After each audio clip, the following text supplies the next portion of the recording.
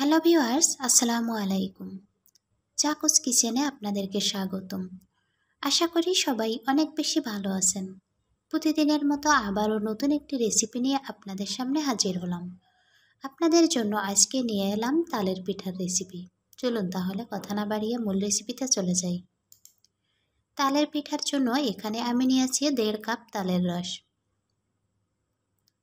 এখন মিষ্টির জন্য এখানে দিয়ে দিব 1/2 কাপ চিনি।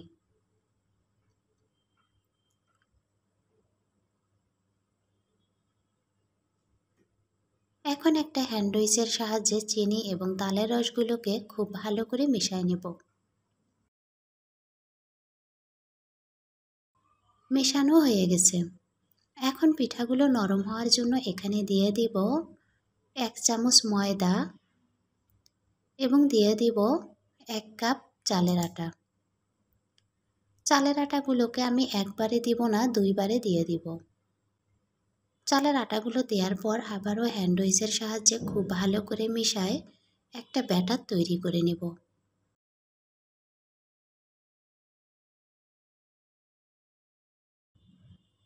বাকি আটাগুলোকেও এখানে দিয়ে দিব। দেওয়ার পর আবারও খুব ভালো করে মিশিয়ে নেব।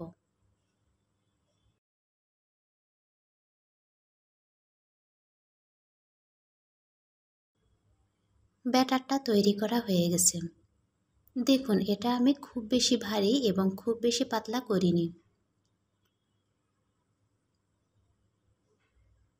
এখন পিঠাগুলো ভাজার জন্য একটি কড়াইয়ে দিয়ে দিব পরিমাণ মতো সয়াবিন তেল। অপেক্ষা করব তেলগুলো গরম না হয়ে আসা পর্যন্ত। তেলগুলো গরম হয়ে আসছে। এখন হাত দিয়ে এভাবে কিছুটা ব্যাটার নেব এবং গরম তেলের মধ্যে দিয়ে দিব।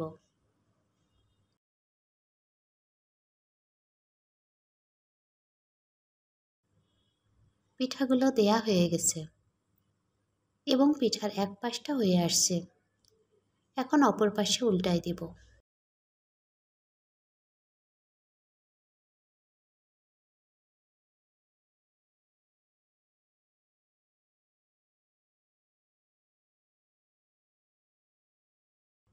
আবারও অপর পাশে উল্টাই দিব।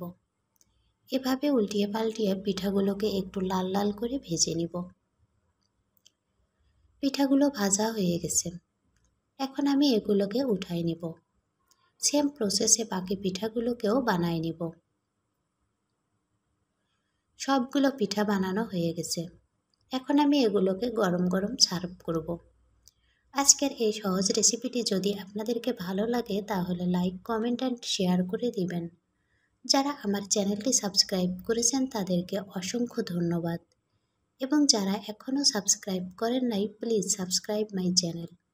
আমার পাশে থাকার জন্য সবাইকে অসংখ্য ধন্যবাদ।